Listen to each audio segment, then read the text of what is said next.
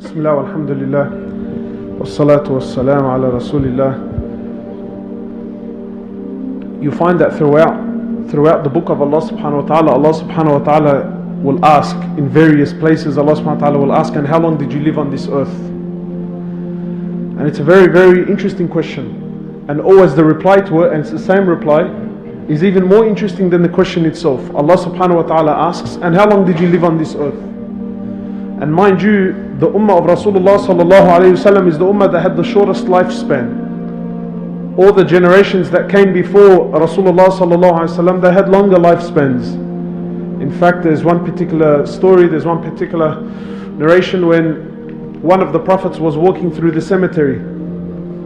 So he sees a woman at a grave and she's excessively crying. So he comes up to her and he says to her, "What is it that's troubled you?" She was crying excessively. She says, "My son, he was only 300 years of age, he passed away." Her son was only 300 years of age. So he says to her, "There will come a generation after us where their whole life will be between 60 to 70 years. So she says to him, "By Allah, if I was from that generation, I would dig up my own grave and spend the 60, 70 years in one prostration." So Allah subhanahu wa ta'ala asks, and how long did you live on this earth for? Various فَاسْأَلِ الْعَادِّينَ, ask those that are counting. They say, you and I will say, when Allah, you see, because now you need to understand where it comes from. You and I, when we look at our lives now, what is it that you and I are thinking? You know, I was speaking to a man that's gone completely grey. A man that's gone completely grey. And he's quite old in age. Shuhaj, Shuhaj is like a... if you're Lebanese, you understand exactly where it's coming from. You know, it's like, so what do you reckon? And well, I'm still thinking about getting married. Right? Nobody, and this is natural, nobody likes to feel like he's getting old. Nobody likes to feel like he's getting old. Some people, if you say he's old, it's actually an insult towards him. So this idea of growing old, nobody likes. And this is natural. It's not like to say it's good or bad or you're evil. No one likes to get old. No one likes the idea of me reaching an age where I can't walk properly, I can't. No. Everyone likes to think of himself that I still have strength. And many of us, most of us now, when you look at our dreams and our ambitions, it's way, way, way ahead. I had a brother once say to me, he's preparing, he's thinking about his future. This was about investing money and he asked me, "Brother, what's going to happen to me when I'm 80 years of age?" He's thinking about investing money for when he's 80 years of age. He was only about 22. I said to him, "Wow, because he was concerned about his financial situation about when he's 80. So he's trying to tell me that a smart man will invest now and do this and do that. Anyway, it's not my topic. But he was concerned about what's going to happen to him financially when he's 80 years of age. And he was only about 20, 22 at the time. I said, so you have full conviction in your heart that you're going to live to see 80. Now, of course, no one here says, yes, but I'm going to live to see 80. On our tongues, we would never say this because we've been programmed otherwise. But it's the actions that speak out loud.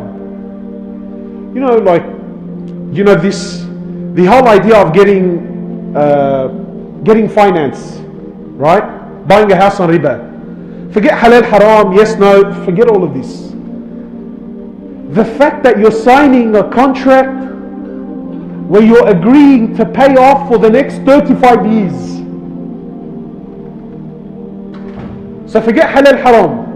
The idea that you have conviction in your heart that you're going to what? Yeah, 35 years, easy. Inshallah, by the time I'm 50, 55, my house is paid off. He's 20 when he has this conversation. So most of us, we have hope that we've got a long life. And then I'm going to do lots of things, and I'm going to achieve lots of things as well. That I want to do this and I want to do that. And in fact, even now, especially now within the West, they're promoting this idea of having a wish list, a bucket list, things to do before you die. There's even movies about this now, yeah? Things to do before you die. You have to try this, and you have to go here, and you have to do that, and you have to eat this, and you got. So all of these amazing things you have to do before you die. Every one of us is hopeful, and so Allah subhanahu wa ta'ala poses in the Quran, and He asks in more than one place, and how long did you live on this earth? Always the respondent's the same. قالوا يوما أو بعد يوم. They said a day, or maybe half a day. Imagine your whole life. Imagine your whole life. When you stand in front of Allah, regardless of how many years, my brothers, it's going to feel so insignificant that when you're asked, and how long did you live on this earth? Your response, it's not like Allah responded on their behalf. No. Their response was, Allah says in the Quran, and their response was that we lived for a day, maybe half a day. So this is our life, my brothers. Really deep down, when it comes to the nitty-gritty, your life is a day or half a day. You may be 50, you may be 40, you may be 30, you may be 70 years of age. But in truth, because the Quran is haqq, the reality of all of your time is what? Is a day or half a day. So the question is how will you spend that day or half a day? You know, one of the really interesting things about death is death puts everything in perspective. Death is a very unique topic. Death can sometimes be,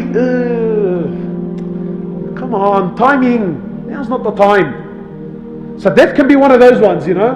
But people are getting married. Really, now's not the time to speak about death. Alright.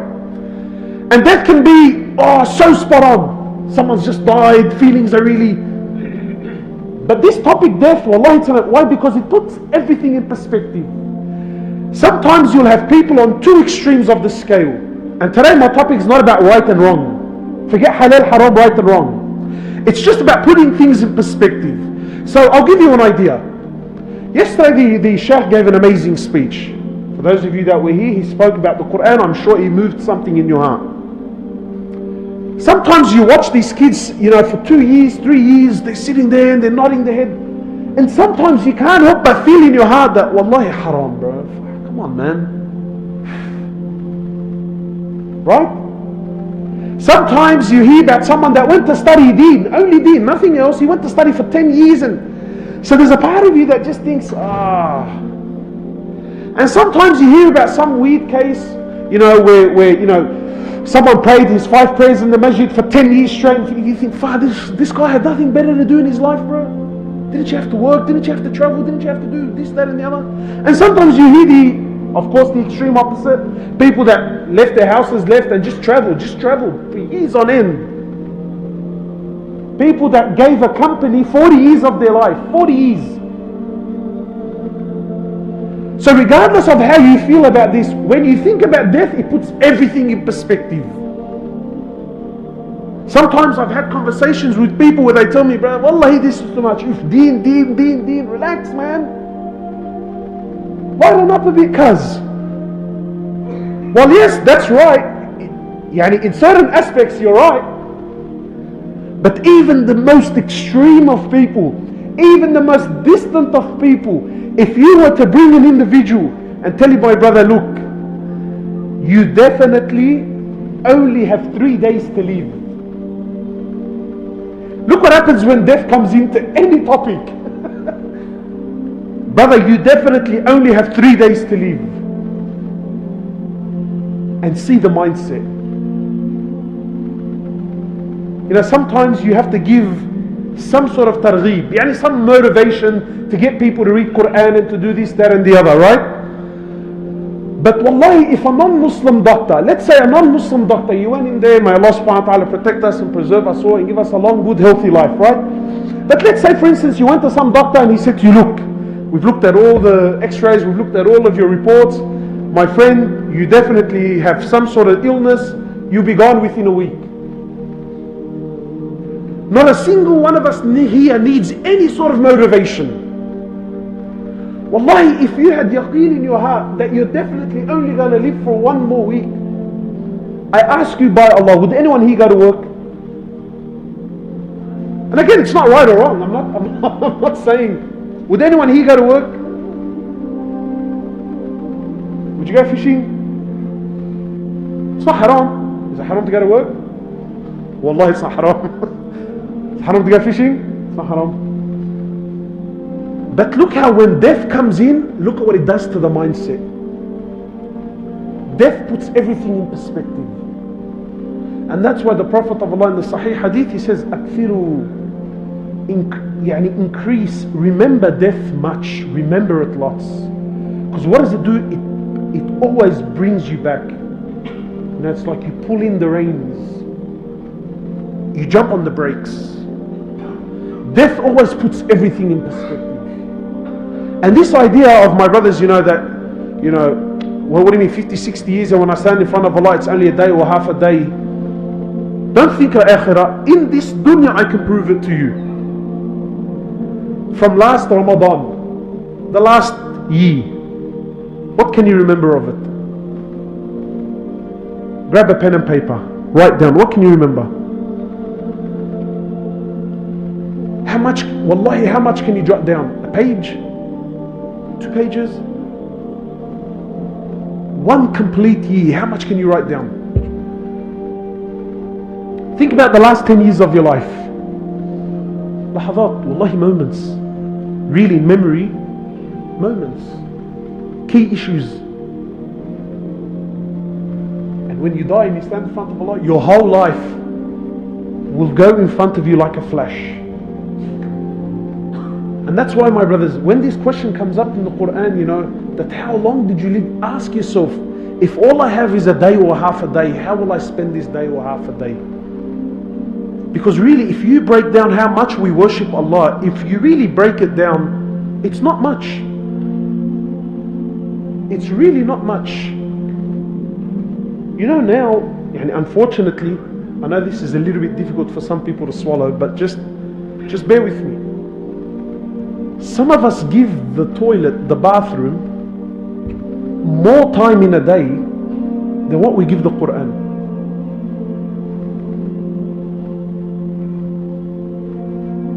Like, have you ever noticed that? If you notice how much time, forget the toilet, the bathroom, so anything that takes place within the bathroom, right? If you look at how much time you spend in the bathroom, then compare that to how much you read the Quran, or you know what, forget the Quran, any righteous deed. Just the bathroom, you realize how far we are. And now with the phones, sure. I know people that went in to do a number 2. You gotta knock. Hey, you still awake? You still alive? Because now we combine. Look, I'm sitting, cuz anyway. Let me check up this and let me check up that. And let me buy and sell this and let me do this. Time. So much time is wasted. So my brothers, wallahi, just a really, every time I hear this verse, it always makes me think, day or half a day, that's bottom line, that's really what your life is. SubhanAllah, you know what the ulama say? They say an amazing statement. They say that when a baby is born, you make adhan in his ear, right? Adhan but no iqamah. And then when you die, there's an iqamah but no adhan. When you die and the janazah prayer takes place, there's an announcement but there's not an adhan for the prayer. So they say really your whole life is between adhan and iqamah. That's really the bottom line. قالوا يوما أو بعض يوم. So ask yourself, how will I present this day or half a day in front of Allah? We ask Allah subhanahu wa ta'ala to bless us, to give us the understanding. جزاك الله خيرا سبحانك اللهم وبحمدك أشهد أن لا